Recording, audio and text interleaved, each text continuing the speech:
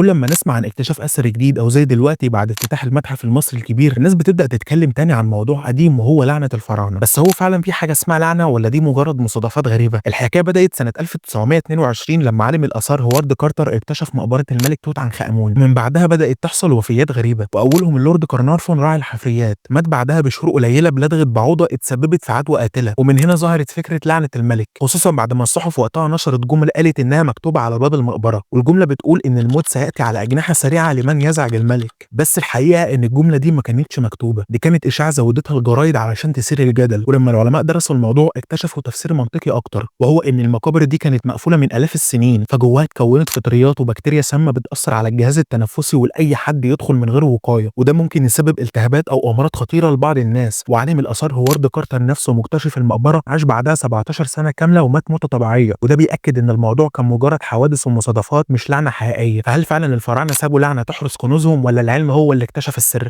وفي الآخر لو عجبك المحتوى اللي أنا بقدمه ما تنساش تتابعني.